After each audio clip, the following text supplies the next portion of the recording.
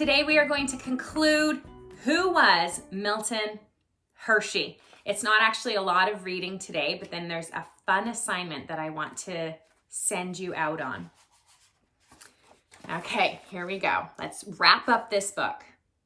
Milton missed Kitty terribly. In her memory, he did something truly remarkable, and he did it in secret. In 1918, not long after Kitty died, Milton gave all his stock in the Hershey Chocolate Company to the school. Since 1951, it had been called Milton Hershey School. He also made the gift without telling anyone at his company. It was not until 5 years later that anyone outside the school knew about it. The news leaked when a newspaper revealed the gift. Milton did this to make sure the school would keep going long after he was gone. Today, the school still owns stocks worth more than $9 billion. Billion. The Hershey School is richer than most universities in America. In fact, the school is so wealthy that in 1963, it could afford to build a hospital. The Penn State Hershey Medical Center is in Hershey and is one of the biggest in the state. The only rule Milton made about his gift was that it had to be used to help the students and the school. He watched over the school for the rest of his life. He treated the boys like his sons. He would often visit them in their homes with their foster parents. They also came to visit Milton at his house and have tea. Once a year, he invited the whole school for a breakfast. Starting in 1930, the school had a homecoming picnic for former students every year. For their part, the students loved Mr. Hershey. Much of the sugar needed to make Hershey chocolate came from the island nation of Cuba. After Kitty's death, Milton visited and fell in love with the tropical country. His mother, Fanny, had died in 1920, so Milton had less reason to stay in Hershey. So in the 1920s and 30s, he spent as much as half his time in Cuba. He brought up several sugarcane farms, and he built a factory to process the sugarcane into sugar for his chocolate. Then he built new houses for the workers on the farms. He also made sure the houses had electricity, which was very rare in Cuba at the time. He used the same generosity and creativity in Cuba that he had had in Pennsylvania. In the 1930s, America and the rest of the world went into an economic depression. Millions of people lost their job. Millions lost their homes. It was a terrible time for many Americans, but it was not so bad in Hershey, Pennsylvania. Milton made sure that everyone in his factories kept working. If they weren't making chocolate, he found them jobs elsewhere. He put up several new buildings in town. Then he built a huge sports arena for an ice hockey team. The Deluxe Hotel Hershey was complete. A massive new community building went up too. Today it's part of the company headquarters. Since his chocolate bars were still only a nickel, people could afford to keep buying them. The factory stayed open, and Hershey, the company, and the town survived the Great Depression. In 1937, Milton Hershey turned 80 years old. The town of Hershey made him a big birthday party. They sang him a song and had a huge cake in the sports arena. For his part, Milton was slowing down. He let his managers take over running much of the company. By 1940, sales of Hershey products were $44 million, the highest they'd ever been. In only 4 years, sales had almost doubled to more than $80 million a year. Meanwhile, Milton still liked experimenting. He tried making bubblegum and chocolate pie. He tried making candies with raisins and molasses. He even tried making new kinds of muffins. Making soap was one of his oddest experiments. He ended up making way too much, and it wasn't very good.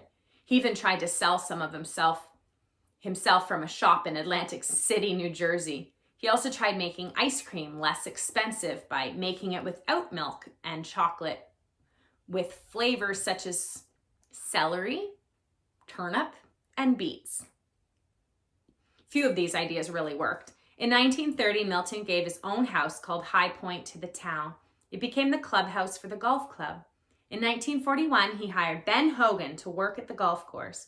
Hogan would go on to become one of the greatest golfers in the world. With more free time, Milton loved driving around Hershey. He visited the factory buildings